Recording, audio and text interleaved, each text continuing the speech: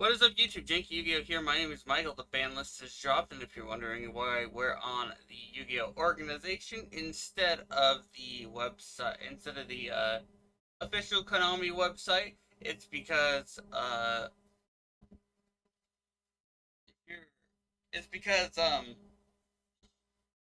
the other sites, the English site or the North American site, I should say, hasn't updated yet, and the other the Oceanic site is down.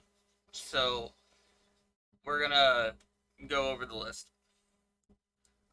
So first up, we have the newly banned cards are Guard Dragon LP, Zodiac Trident, and then we have Miscellaneous Source and Limited. Guard Dragon LP being banned makes sense. Dragon Link has completely dominated the meta and all that, and has been way too strong for way too long.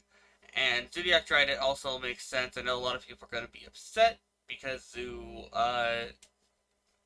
is a lot of people's favorite decks and all that, or people like that and wanted probably something in Tri Brigades to be hit. But Tri Brigades definitely needed something hit, and Trident is probably it because Trident is a really powerful card.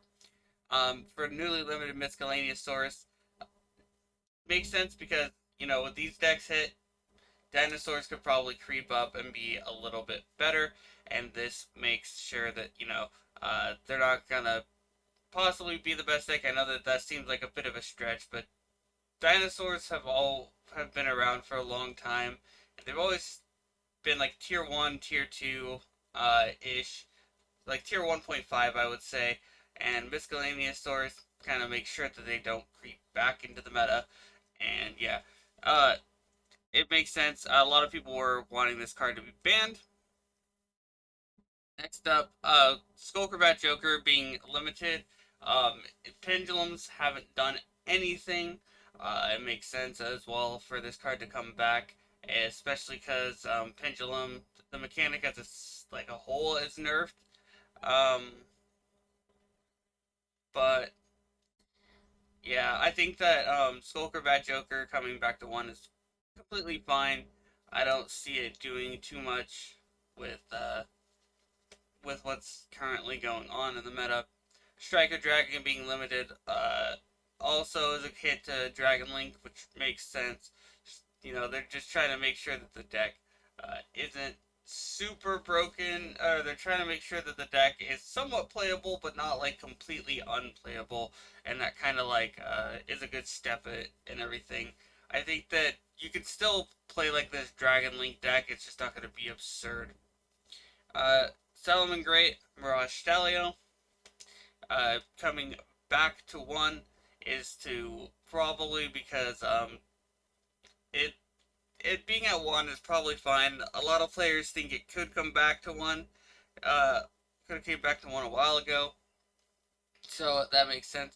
Now the big thing here is Sky Striker Mobilize Engage. It's back to one. People are probably gonna play Sky Strikers again, because Sky Striker has a very dedicated fan base. So whether the deck is good or not is remains to be seen. Um, but the fact that you can play one engage definitely makes the deck a lot better, and uh, the deck is relatively well. Before this ban list, I could see a lot of people. I could see just engage being at one, making a lot of the cards like spike in price again because not Zodiac, because Sky Strikers are a fan favorite deck. Um, But before this, they were relatively cheap. You could pick up like the main core for like $70. You could pick up the all the Sky Striker cards for like $70, which is relatively budget. But yeah, and then coming from the limited list the to two is Double Iris Magician. Now, Double Iris Magician being at two, I think that that's fine, but I also think that it could probably go to three. I believe that's the one that lowers attack or something, or increases attack is its Pendulum Zone effect, and I don't remember its Destroyed effect off the top of my head. But I remember I played like I kind of messed around with the Pendulum Magicians in like a janky way. So yeah, I think that this card is also fine. But yeah, it coming back to 2 is fine as well. I think what they're like trying to be careful of is they don't want to fully release Pepe, even though Pepe would be completely would be a lot weaker because of the nerf to the pendulum mechanic and requiring link monsters like super heavily. But maybe not. I don't know. Maybe Pepe probably couldn't come back to full power just because you could probably easily find link monsters.